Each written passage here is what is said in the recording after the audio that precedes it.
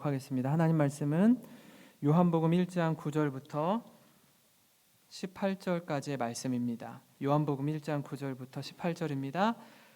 신약성경 142페이지에 있습니다. 신약성경 142페이지에 있습니다. 저와 여러분이 한 절씩 교독하겠습니다. 참빛 곧 세상에 와서 각 사람에게 비추는 빛이 있었나니 그가 세상에 계셨으며 세상은 그로 말미암아 지은 바 되었으되 세상이 그를 알지 못하였고 자기 땅에 오매 자기 백성이 영접하지 아니하였으나 영접하는 자 곧 그 이름을 믿는 자들에게는 하나님의 자녀가 되는 권세를 주셨으니 이는 혈통으로나 육정으로나 사람의 뜻으로 나지 아니하고 오직 하나님께로부터 난 자들이니라. 말씀이 육신이 되어 우리 가운데 거하심에 우리가 그의 영광을 보니 아버지의 독생자의 영광이요 은혜와 진리가 충만하더라. 요한이 그에 대하여 증언하여 외쳐 이르되 내가 전에 말하기를 내 뒤에 오시는 이가 나보다 앞선 것은 나보다 먼저 계심이라 한 것이 이 사람을 가리킴이라 하니라. 우리가 다 그의 충만한 데서 받으니 은혜 위에 은혜로라. 율법은 모세로 말미암아 주어진 것이요 은혜와 진리는 예수 그리스도로 말미암아 온 것이라. 본래 하나님을 본 사람이 없으되 아버지 품속에 있는 독생하신 하나님이 나타내셨느니라. 아멘. 아멘. 네. 인류 최초의 죄는 누가 지었을까요? 최초의 사람이었던 아담과 하와로부터 시작합니다. 근데 이 죄를 짓게 된 원인을 가만 들여다보면 다름 아닌 피조물인 사람이 조물주인 하나님과 같이 되려고 한 교만에서 시작이 됩니다. 그래서 당시에 뱀이 하와를 유혹하는데요. 이렇게 말합니다. 창세기 3장 5절에 너희가 그것을 먹는 날에는 너희 눈이 밝아져 하나님과 같이 되어 선악을 알 줄 하나님이 아심이라. 분명히 먹으면 반드시 죽는다라고 했는데 절대 그렇지 않다.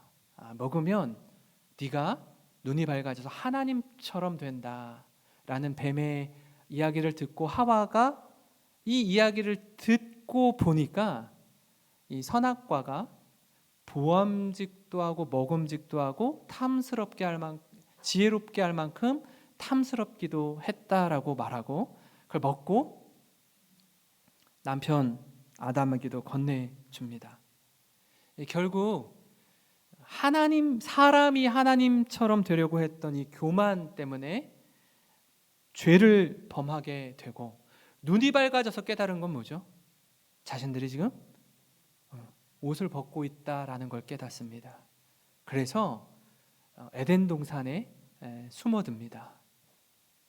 이전에는요, 죄를 짓기 이전에는 하나님과 아담과 하와가 서로 교제하고 이야기를 나누는 게 너무나 자연스럽고 행복하고 평안했습니다. 근데 어느 순간 이게 불편해진 관계가 됩니다. 무엇 때문에요? 하나님께 죄를 범함으로 관계가 깨어지기 시작하는 순간부터 하나님이 아담아 네가 어디 있느냐라고 묻는 그 음성이 이전엔 사랑의 음성으로 들렸어요. 근데 똑같은 음성인데 두렵게 들리는 겁니다. 무엇 때문에요? 죄 때문에요. 부부 관계도 그렇고요. 부모 자녀와의 관계도 비슷하지 않습니까? 관계가 더없이 좋을 때는요. 누가 남편이 아내가 남편을 부르는 그 음성이 사랑의 음성으로 들립니다. 부모가 자녀를 부를 때도 마찬가지예요. 그러나 무언가 가로막혀 있는 죄와 잘못이 있을 때는요. 똑같은 음성으로 부르는데도 불구하고 두렵게 느껴집니다. 그가 알지 못하는 남편, 아내, 부모님이 알지 못하는 잘못을 행했거나 죄를 지었을 경우에 부르는 음성이 두렵게 느껴지는 거예요. 어떻게요? 내 남편이, 내 아내가, 내 자녀가, 우리 부모님이 내가 이렇게 잘못한 걸 혹시 안 걸까? 들킨 걸까? 두려운 거예요. 관계가 깨어지게 되는 겁니다. 성도 여러분 어떠십니까? 이 문제는요, 상당히 큽니다. 죄가 들어와서 이 죄 때문에 너무너무 모든 게 어그러지고 힘들어졌어요. 그 중에 처음으로 경험하는 게 뭐냐면 불신입니다. 믿지 못하겠다라는 거예요. 아담아, 내가 어디 있느냐? 네가 왜 숨어 있느냐라고 물을 때 어떻게 하죠? 아담이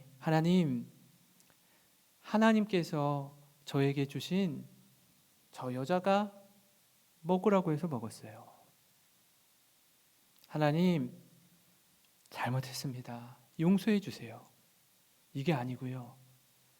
제 아내가 옆에 있는데 하나님이 저에게 주신 저 여자가 먹으라고 했어요. 먹었어요. 그 얘기는 이 여자 탓하기에 앞서서 하나님 탓을 하는 거예요. 아내에게 묻죠. 하와야, 너는 왜 먹었니? 하나님 잘못했습니다. 용서해 주세요가 아니라 저 뱀이 먹으라고 해서 먹었어요. 변명과 핑계와 다른 사람 탓하기에 마음이 분주한 겁니다. 우리도 똑같죠. 아이들끼리 싸울 때 보면 왜 싸우니? 형이 뭐라고 해서요. 언니가 날 이렇게 괴롭혀서요. 동생이 먼저 시비를 걸어서요. 아이들이요, 잘못했습니다. 엄마, 아빠 하는 경우가 거의 없어요. 예수님이 이 땅에 오신 이유가 무엇일까요? 이 깨어진 관계들, 사람과 사람 사이의 관계도 그렇고요. 더 나아가서 하나님과 우리와의 이 깨어진 관계, 이거 회복하기 위해서 오시지 않았겠습니까? 오늘 이 요한복음 1장을 통해서 그리스도가 이 땅에 오신 이유를 함께 살펴보고 주님 주시는 충만한 은혜 누리는 우리 모든 성도 되시길 주님의 이름으로 축원합니다. 그리스도가 이 땅에 오신 이유 그 첫 번째는요, 어둠 가운데 빛을 비추기 위해 오셨습니다. 오늘 말씀 4절 5절을 보시면 그 안에 생명이 있었으니 이 생명은 사람들의 빛이라 빛이 어둠의 빛이 돼 어둠이 깨닫지 못하더라, 이렇게 말씀합니다. 이 요한복음을 쓴 저자는 사도 요한입니다. 예수님의 제자 중에 한 사람이죠. 어둠 가운데 빛으로 오신 예수 그리스도를 소개합니다. 어둠 가운데 빛이 비추면요, 빛의 밝기만큼 어둠은 물러가게 되어 있습니다. 감추어졌던 것들이 다 드러나게 됩니다. 그런데 죄 가운데 머물러 있는 사람들이 빛으로 나오는 걸 주저하고 두려워합니다.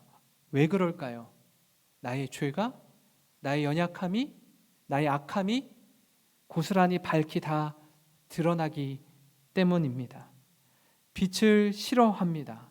빛 가운데 나오면 이 모든 것들이 밝히 드러나기에 더 동굴 속으로, 깊은 어둠 속으로 도망칩니다. 그런가 하면요, 9절과 10절도 같은 맥락에서 이렇게 말씀하는데요, 참 빛, 곧 세상에 와서 각 사람에게 비추는 빛이 있었나니 그가 세상에 계셨으며 세상은 그로 말미암아 지은 바 되었으되 세상이 그를 알지 못하였고. 예수 그리스도가 이 땅에 하나님의 아들로 오셨음에도 불구하고 거부하는 겁니다. 하나님이 예수님과 함께 성령님과 함께 창조 사역에 동참하셨고 모든 우주 만물을 지으신 분이 이 땅에 오셨는데도 불구하고 거절하고 거부하는 겁니다. 여기에 등장하는 세례 요한, 이 세례 요한이 빛을 전하는 자로 자신을 통해 예수 그리스도를 구주로 영접하도록 주의 길을 예비하는 사명을 감당했습니다. 그럼에도 불구하고 세상은 예수를 알아보지 못하는 겁니다. 그러면 왜 그들이 그토록 기다리던 예수님이 이 땅에 오셨음에도 불구하고 알아보지 못하고 깨닫지 못했을까요? 그 가장 중요한 이유는 뭐냐면 이스라엘이 기다리는 메시아, 이스라엘이 기다리는 그리스도의 모습과 예수님의 모습이 너무 거리가 먼 거예요. 그들이 원하는 메시아의 모습은 어떤 모습입니까? 정치적인 압박과 압제로부터 그들을 해방시키고 자유케 하고 아주 막강한 힘을 가진 왕으로 이 땅에 와서 로마의 통치로부터 자유케 하고 그들을 압도할 만한 권위와 힘을 발휘하는 그런 메시아를 원했는데 뭐라고? 지금 베들레헴의 말 구유에 태어난 사람이 우리를 구원할 메시아라고 인정할 수 없는 거예요. 너무 평범하다 못해 초라하기 짝이 없는 저 사람이 우리를 구원할 메시아라고, 그리스도라고 용납이 안 되는 겁니다. 그렇게 오면 안 되는 거예요. 아주 멋지고 화려하고 웅장하고 대단히 자랑스럽게 등극해야 하는 메시아가 너무나 초라한 아기 예수로 오는 걸 받아들이지 못한 겁니다. 그런데 이 땅에 와서 말하기를 내가 그 사람이다. 너희가 기다리던 메시아다. 분을 사귀지 못합니다. 가만두지 않습니다. 많은 사람이 따르는데 따르는 사람들의 부류가 변변치 않아요. 뭐야 이거 도대체. 그리고 어떻게 하죠? 당시의 종교, 정치 지도자들이 예수를 십자가에 못 박습니다. 없던 일로 합니다. 그리고 2021년 지금 이스라엘 백성들이 2000년이 지난 지금도 그들이 원하는 메시아를 기다리고 있습니다. 2000년 전에 오신 예수 그리스도는 그리스도 메시아가 아닌 거예요.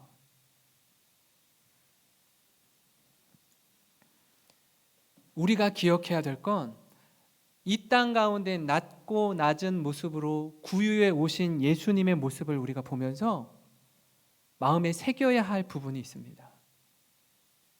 내가 원하는 대로, 우리가 원하는 예수 그리스도 하나님의 아들은요, 그분의 태어난 현장을 통해서도 우리에게 아주 큰 메시지를 전해줍니다.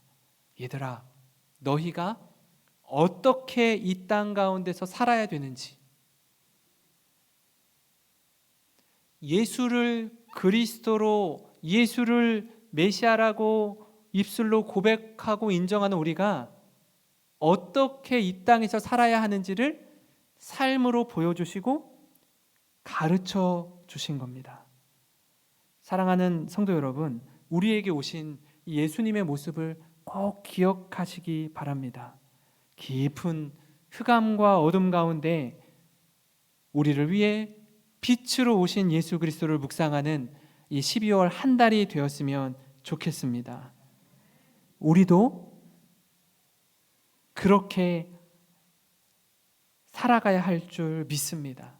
사람들이 인정해주지 않고 사람들의 주목을 받지 못하더라도 우리 주님 가신 그 길을 따라서 묵묵히 걸어가는, 그리스도를 따라가는 사람, 그리스도인 되시기를 주님의 이름으로 축원합니다. 사실 많은 사람들이 그런 예수님을 좋아하지 않고 받아들이고 용납하지 않습니다. 우리도 전에 그랬어요. 에베소서 5장 8절 9절에 너희가 전에는 어둠이더니 이제는 주 안에서 빛이라. 전에는 어둠이더니 이제는 주 안에서 빛이라. 빛의 자녀들처럼 행하라. 빛의 열매는 모든 착함과 의로움과 진실함에 있느니라. 빛의 자녀된 삶의 열매를 맺으시기 바랍니다. 착함과 의로움과 진실함이 우리 안에 충만하기를 간절히 소망합니다. 그런가 하면 예수 그리스도가 이 땅에 오신 두 번째 이유는요, 하나님의 자녀가 되는 권세를 주시기 위해 오셨습니다. 많은 이들이 예수님을 거절했는데 12절 13절을 스토리 바이블로 보니까 이렇게 나와 있습니다. 그러나 누구든지 그분을 영접하는 사람들, 그분의 이름을 믿는 사람들에게는 하나님의 자녀가 되는 자격을 주셨습니다. 좋은 가문에 태어난 사람들만 하나님의 자녀가 되는 것이 아닙니다. 또한 어떤 사람들의 계획이나 바람에 의해서, 그리고 그들의 조상으로 말미암아 하나님의 자녀가 된 것도 아닙니다. 다만 그들은 하나님 자신이 그들의 아버지라는 사실 때문에 하나님의 자녀가 된 것입니다. 누구든지 예수 그리스도를 영접하는 자에게 하나님 자녀가 되는 권세를 주십니다. 좋은 가문이나 사람의 계획이나 소망 때문에 조상으로 가능한 게 아니라 오직 하나님께로부터 나야 가능합니다. 사실 이 세상 살면서 가장 놀라운 기적 중에 기적은 무엇인지 아십니까? 우리가 예수를 주로 고백하고 영접한 것인 줄 믿습니다.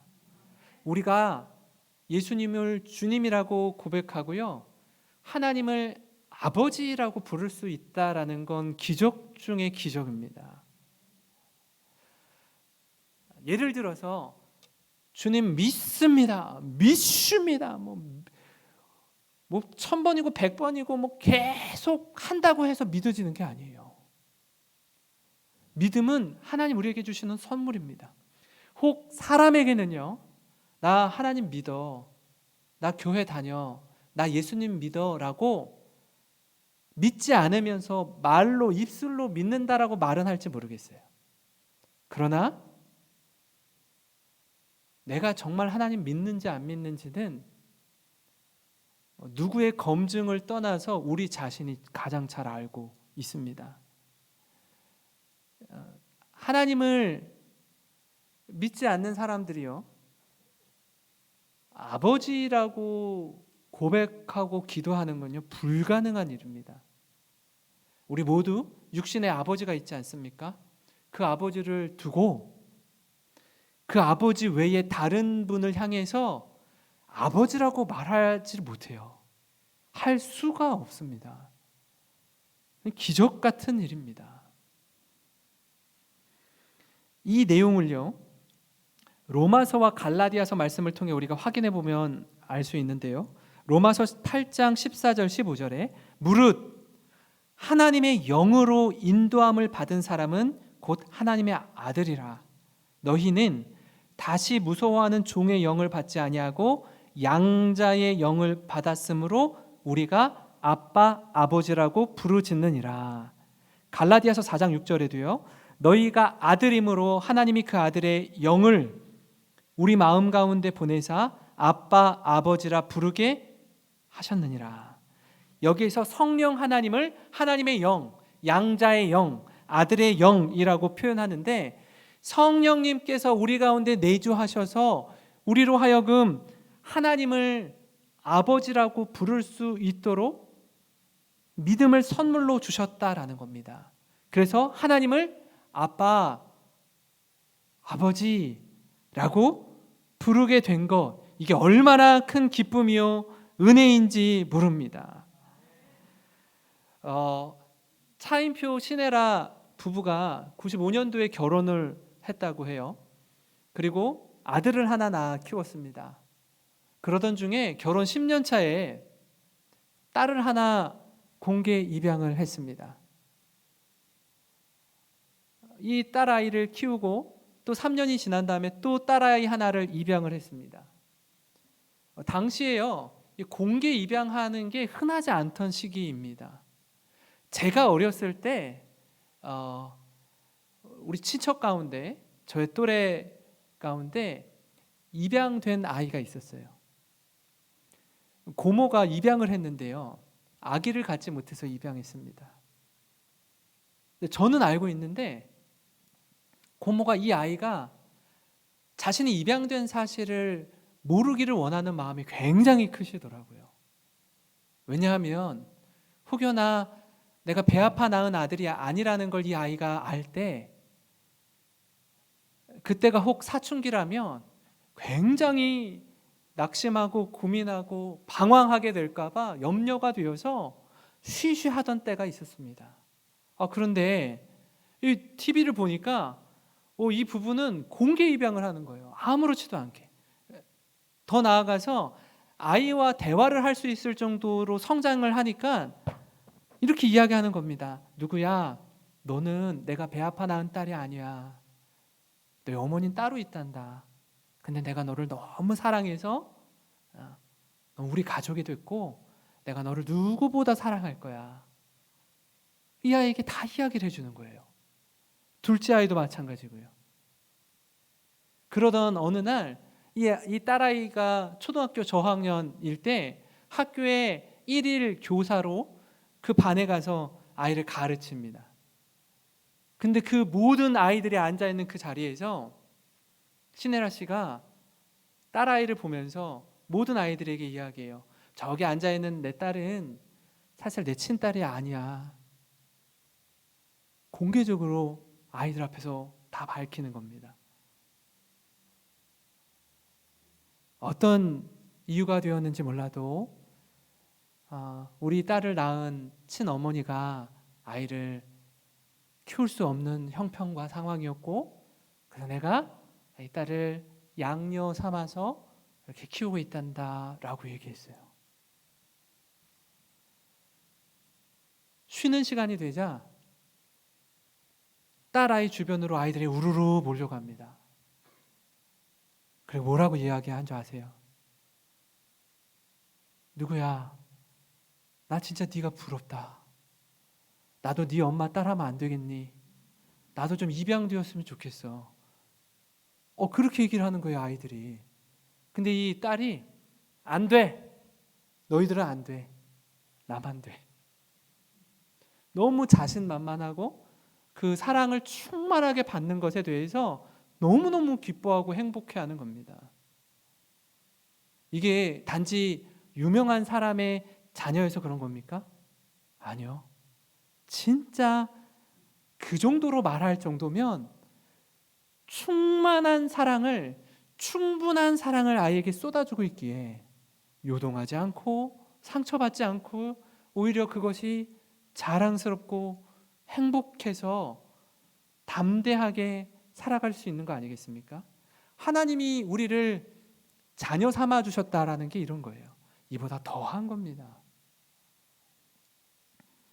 육신의 부모는요, 이런저런 연유와 사정과 상황으로 인해서 혹 자녀를 내려놓아야 될 때가 있어요.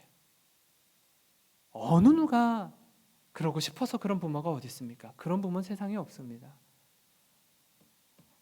이사야 49장 15절에 그 마음을 이렇게 표현하는데요. 여인이 어찌 그 젖 먹는 자식을 잊겠으며 자기 태에서 난 아들을 긍휼히 여기지 않겠느냐. 그들은 혹시 잊을지라도 나는 너를 잊지 아니할 것이라. 그들은 혹시 잊을지라도 나는 너를 잊지 아니할 것이라. 육신의 부모가요, 젖 먹는 자기 자녀를 잊을 수 없습니다. 평생 가슴에 두고 삽니다. 그러나 어찌된 연유가 되었든지 그를 양육하지 못하게 되는 사정과 환경에 있을 때에, 누군가에게 맡길 수밖에 없는 상황에 있을 때에 그 마음이 얼마나 아프겠습니까? 우리 하나님이 우리를 향해서 이렇게 말씀합니다. 그들은 혹시 잊을지라도 나는 너를 잊지 아니할 것이라. 하나님의 자녀가 되었다는 건 그런 겁니다. 그럴 만한 자격이 없는 우리를 택하셔서 어둠 가운데 빛의 자녀로 삼아주셨고 이제는 당당하게 하나님의 자녀로 살게 해 주셨습니다. 이 은혜와 감격을 누리며 살아가는 저와 여러분이 되기를 간절히 소망합니다. 마지막으로 예수 그리스도가 이 땅에 오신 이유는요, 우리 눈에 보이지 않는 하나님, 이분이 어떤 분일까? 그 하나님이 이런 분입니다 라고 보여주시기 위해 이 땅에 오셨습니다. 17절 18절을 보시면 율법은 모세로 말미암아 주어진 것이요 은혜와 진리는 예수 그리스도로 말미암아 온 것이라. 본래 하나님을 본 사람이 없으되 아버지 품속에 있는 독생하신 하나님이 나타내셨느니라, 이렇게 말씀합니다. 보이지 않는 하나님의 형상을 친히 인간의 몸을 입고 오셔서 우리 눈으로 볼 수 있다는 것이 얼마나 큰 은혜요 기적인지 모릅니다. 요한복음 14장 6절부터 9절에도요 예수님이 자신을 어떻게 표현하는지 한번 보실까요? 예수께서 이르시되 내가 곧 길이요 진리요 생명이니 나로 말미암지 않고는 아버지께로 올 자가 없느니라. 너희가 나를 알았더라면 내 아버지도 알았으리로다. 이제부터는 너희가 그를 알았고 또 보았느니라. 빌립이 이르되 주여 아버지를 우리에게 보여주옵소서. 그리하면 족하겠나이다. 예수께서 이르시되 빌립아 내가 이렇게 오래 너희와 함께 있으되 내가 나를 알지 못하느냐? 나를 본 자는 아버지를 보았거늘 어찌하여 아버지를 보이라 하느냐? 그러니까 보이지 않는 하나님, 그 있잖아요. 하나님은 영이시니 예배하는 자가 영과 진리로 예배할지니라. 영이신 하나님을 우리 눈으로 볼 수 없는데 말씀이 육신이 되어서 우리 가운데 오신 예수 그리스도로 말미암아 하나님이 어떤 분인지 우리에게 보여주셨어요. 필립에게 나를 본 자는 아버지를 보았거늘 어찌하여 아버지를 보이라 하느냐? 같은 위격을 가지고 있는 성부 하나님, 성자 예수 그리스도, 성령 하나님께서 하나님 되심을 오늘 성경이 말씀하고 있습니다. 당시에요 예수님에 대한 이해에 따라서 여러 이단이 많이 있었습니다. 예수는 단지 인간일 뿐이다. 인간 중에 훌륭하고 뛰어난 인간일 뿐이다. 신이 아니다. 하나님은 아니다. 라고 주장한 이단들이 있었습니다. 우리가 새벽에 묵상하고 있는 이 골로새서 말씀에도요, 골로새 교회 안에도 이런 거짓 이단과 거짓 교사들이 난무했었습니다. 그래서 바울이 예수가 하나님의 아들일 뿐 아니라 창조 사역에 동참한 분이요 하나님이시다라는 주장을 골로새 성도들을 향해서 편지하는데요, 골로새서 1장 15절부터 17절을 보시면 그 신성에 대해 구체적으로 이렇게 말씀합니다. 그는 보이지 아니하는 하나님의 형상이시요 모든 피조물보다 먼저 나신 이시니 만물이 그에게서 창조되되 하늘과 땅에서 보이는 것들과 보이지 않는 것들과 혹은 왕권들이나 주권들이나 통치자들이나 권세들이나 만물이 다 그로 말미암고 그를 위하여 창조되었고 또한 그가 만물보다 먼저 계시고 만물이 그 안에 함께 섰느니라. 예수가 이런 분이다라고 바울이 구체적으로 분명하게 말씀하는 겁니다. 보이지 아니하는 하나님의 형상이며 창조 사역에 동참하신 분이라는 사실이에요. 그분이 이 땅에 임마누엘 하나님으로 오셔서 백성들과 함께 하셨습니다. 마태복음을 보면 이렇게 말합니다. 가브리엘 천사가 마리아에게 처녀가 잉태하여 아들을 낳을 것이요 이름을 예수라 하라. 예수 이름의 뜻은요, 이는 그가 자기 백성을 저희 죄에서 구원할 자이심이라. 자기 백성을 저희 죄에서 구원할 자, 세이비어, 구원자라는 뜻의 이름이 예수입니다. 또 하나, 처녀가 잉태하여 아들을 낳을 것이요 이름을 임마누엘이라 하라. 이를 번역한즉 하나님이 우리와 함께 계시다 함이라. 성자 예수 그리스도의 이름을 임마누엘이라고 하래요. 그 뜻이 뭐라고요? 하나님이 우리와 함께 계시다. 보이지 않는 하나님께서 우리 눈에 보이는 하나님의 아들로 이 땅에 오셔서 그분이 어떻게 사셨는지, 어떻게 말씀하셨는지, 어떻게 죽으시고 부활하셨는지 두 눈으로 똑똑히 보여주시고, 누구든지 나를 믿는 자는 영원히 살 것이다. 영원한 생명을 선물로 주신 우리 예수 그리스도를 담대히 전하는 그런 성탄절이 되었으면 좋겠습니다. 그래서 이 기쁨의 소식을 우리만 누리고 나누는 게 아니라 우리와 함께하는 이들과 더불어 나누기를 소망합니다. 그래서 이번에 그 성탄 이웃사랑 박스 나눔 행사도 마찬가지로 이 연장선에서 하나님 이 기쁨을 교회라는 공동체 하나만 두지 않고 우리가 넘쳐 흐르기를 원합니다. 아낌없이 흘려보내는 축복의 통로가 되기를 원합니다. 그런 교회, 그런 성도 되시기를 주님의 이름으로 축원합니다. 우리 같이 찬양 드리고